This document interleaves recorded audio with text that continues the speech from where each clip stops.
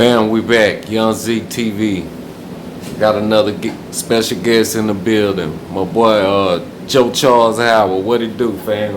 Hey, brother. Good afternoon out there. How you doing, man? I hope all is well with you and your family. I ain't seen you in a while. Oh yeah. Hey man, a lot of people like hearing prison stories, man. You my partner, man, and and when we behind the scenes, you tell me a lot of good stories. So I figured that we can share the stories with somebody, maybe it can help them through their journey of life. Might help some of the youngsters to stay out of the penitentiary, man, by some of the stories you might tell us. So first of all, introduce yourself and let everybody know who you is. Well, good afternoon. My name is Joe Charles Howard. I've done more than 20 years in prison. Went in at 51. Went in at 31, and got out at 51. Y'all out there, y'all don't know what it's like. Waiting on no tray every day. You don't never know what you're eating. You don't never know are you gonna make it back home. And there's just so much violence in prison. And everywhere you go, it's riots and fights, And y'all out there with all these guns, y'all don't know what it's like, man. Being in a place where nobody sees and nobody calls, You can't, you don't have no money on the book. You can't go call the mama, the grandmama, or the son or daughter, You go find, man. So that's why we had people. Once you get out that place, I was gone for 20 years. So once I got out that place, got my life together. Y'all out there in this free world, Dallas, Texas, doing things y'all got no business doing, packing guns and stuff, man. Give all that stuff to the Lord, man. You don't got to do all that. Leave all that alone. For sure. Live your life, man. God bless you. Can you take us back, man, to the day you got arrested? What led up to your arrest, to being incarcerated? Well, hanging out with the wrong people, doing things they ain't had no business doing. You be a little more detailed, or you rather not? I'd rather not. Just put it to you like that. If you've been around world in a day, I'm 60 years old, thanks to the Lord, as of this year. You know what I'm talking about, doing things you ain't got no business doing, and it leads to something else. Doing things you ain't got no business doing, and there you go. There you go with the police looking for you. Okay, so now you get caught up, and they tell you going to the pen. When the judge told you how much time you had, how did you take that? Well, I didn't like the idea of what he was telling me, but I couldn't do nothing about it. You feel comfortable talking about that? What he was telling you? I don't mind talking about it. What the judge tell you? Judge said, sentence you 30 years. Dang. And I could have had, they wanted to give me 25, but I kept talking back and forth with the DA, trying to get the lawyer to get him to go along with the 25, but then he said 30. Mm-hmm. So that's how I got 30 years. The original deal was 25, And I said, oh my God, what I'm saying? Man, I tell you, man, I done time. Time didn't do me, what I'm saying? Yeah. If you don't have no loving family, and you behind that fence, no. Okay, well, it's not gonna be good. He said 30 years, and you say, oh my God. Okay, now when you arrived to that penitentiary, getting off that bus, can you give me the feeling you had? Was you scared, or was you like? Nah, I wasn't scared. It wasn't place that I went to. It was in '94. It was like dorms, and you just barely see any people out there. You know what I'm saying? Mm-hmm. Like when I first went in '94, I went to a dorm. Where is this at? In Navasota, Texas. Mm-hmm. But when you first go in, you gotta go read Huntsville, go read same place. It's just Huntsville, diagnostic, and go through all that to talk to the sociologists, and they check you out for this and all that. You know what I'm saying? So you won't see a whole lot of people. Mm-hmm. But when you get to your destination, usually you get to You know, in dorms like Pack One, you know, all dorm, you see a few people outside working, and that everything's inside, you know. Did you have like a celly or was it like No, an open no, dorm? in the dormitory it's open. Oh. You're in a big old cubicle, whole big old building, hot. Was that dangerous or was No, normally you see a few fights, like if somebody makes some wine, normally you have people, kitchen workers, where they bring some things back or make some wine with tomato paste. I never went back and made it. They make it with fruit, all top places. And some of them get to drinking and lose a gambling bet over a game, and they'll fight.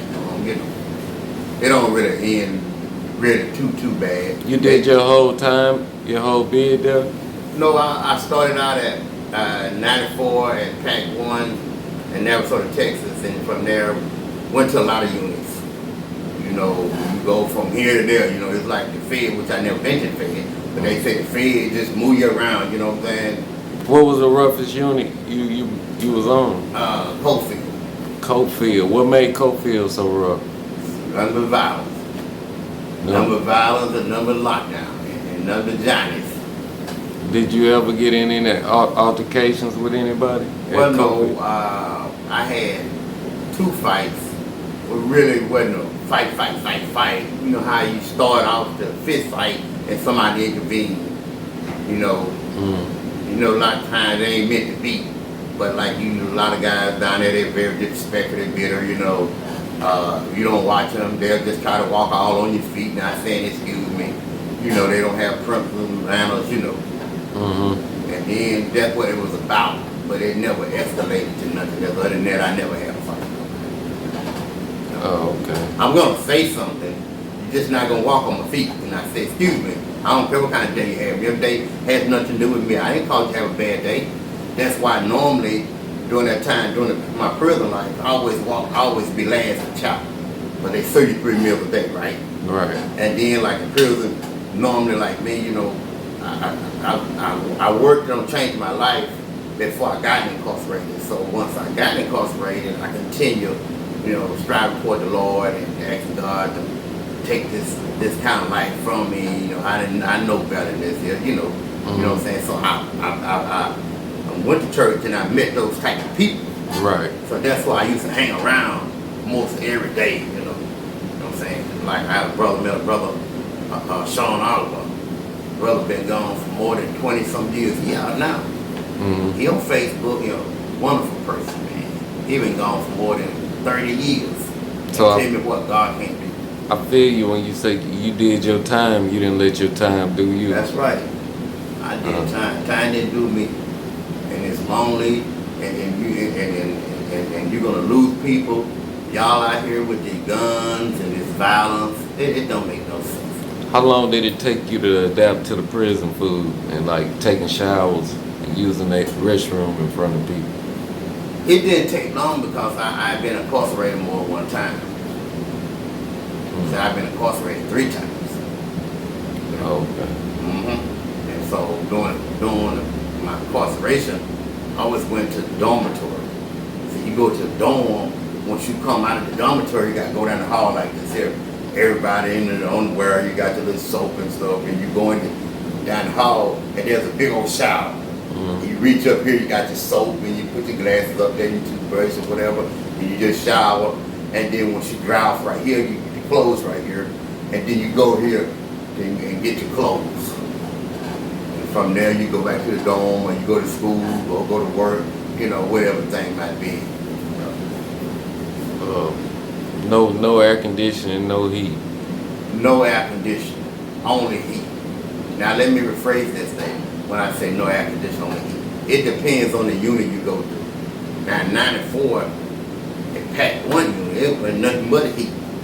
But from 94 to the 2000s, you get to like a Boyd unit, Smith unit. These units like here, they small outside unit, but they have air conditioning. You be sitting in the day room like this here. They got the TV here. They got the TV on the wall back there. You be sitting in the day room like if they're watching the program, and next thing you know, you feel a cool breeze just get you, and you go jump like that. And the officer's like right here in the glass. They controlling the pickers, and some of them, they go outside and do their little thing. You know what I'm saying? They come back in and they joking and everything like that, and they cool. Don't get me wrong now.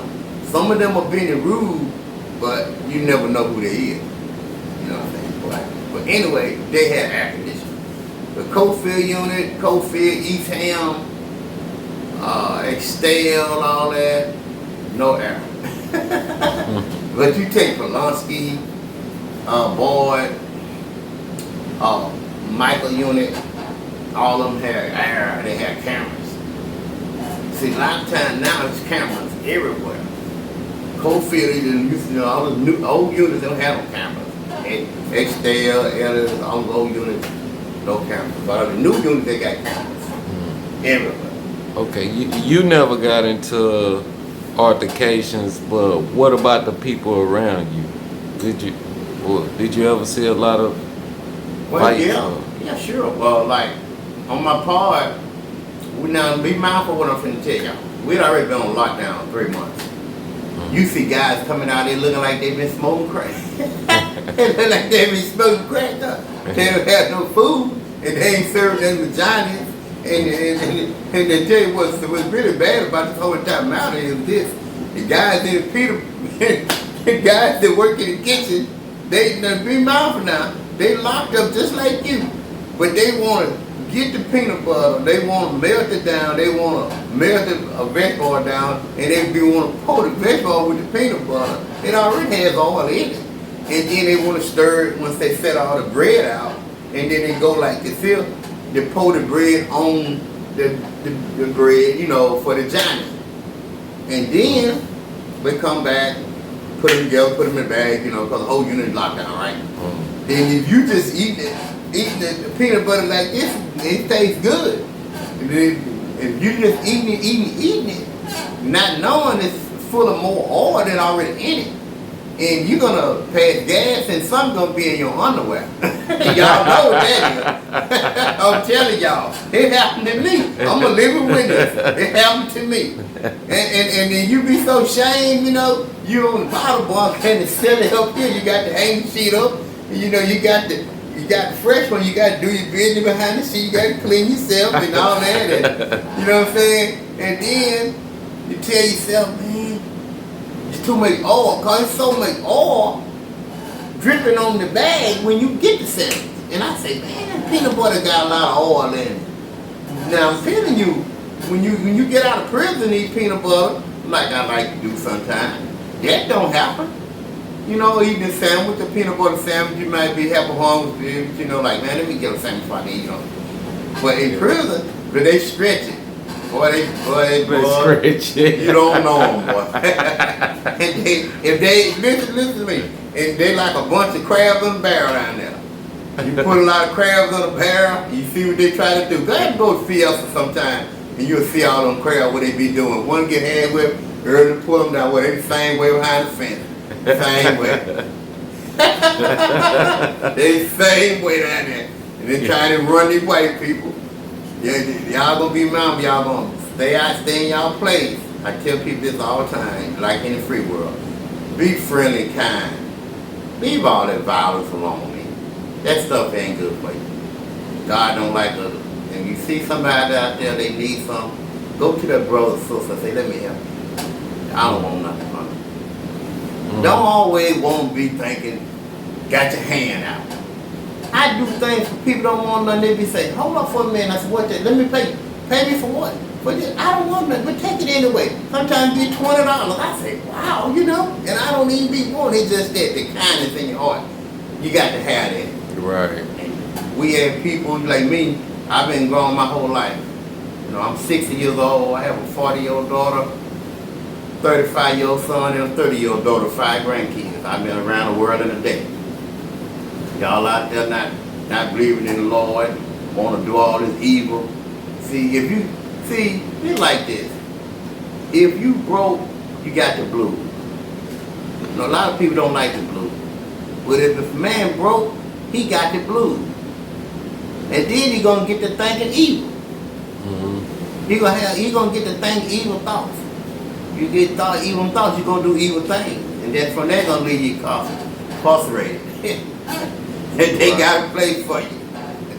Right. Mm-hmm.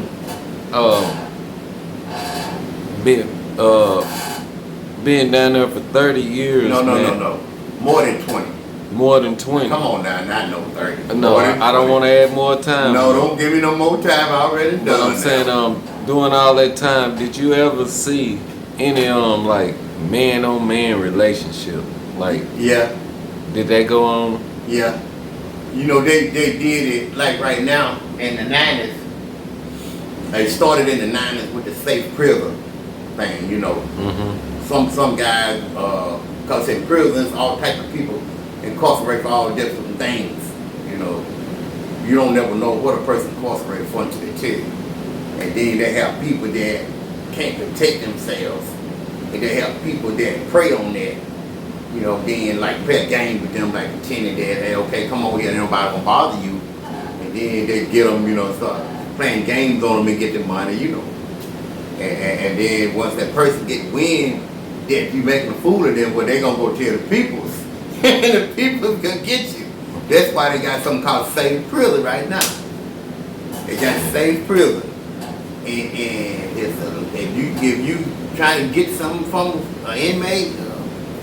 People find out, they got you. But back in the late 90s, let's see, 92, 4, something like that, it was real bad. You know what I'm saying? They was hurting each other out, you know. We canned goods and because you go to commissary, you get into it, dude, you can't box, you know. You know what I'm saying? Because if you do something, talking about something, just don't, you know, back then you gone whoop, but do the back and forth gospel and talking, and you be sitting there watching TV like you said, you know what I'm saying? And they say, no, like it need a bell, ring my bell, and somebody come ring your bell with some canned goods. And then you be like, you know what I'm saying, brother? And see So, how like they put them in like a pillowcase or something? Yeah. And start Pillowcase, yeah. Damn. Yeah, I seen that. Damn. That'd kill somebody, bro. Yeah, I seen it. I seen a white dude done it to another white dude, but the white dude he did it to, Red, all he did was bench. He did bench, and he did dips, and he did back arms. He had some guns like that. Red, white dude. Yeah. And Ray used to say, all y'all white boys down here say, y'all a trip. Y'all ought to be somewhere going to school, trying to learn something. Y'all down here trying to be violent. Y'all want to try me and let me know. So Red, he real smart. Red was watching TV like this, because you got TV up here, you got one in the dorm in the back. Next thing you know, you see him grab. He had a pillowcase.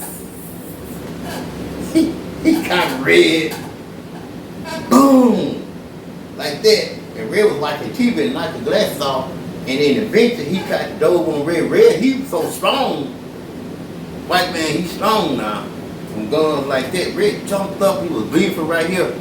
And Grant was trying to swing the pillowcase. And Red grabbed him and put him in a full Nelson. When he put him in a full Nelson, he kept squeezing him. You know what a full Nelson is, don't you?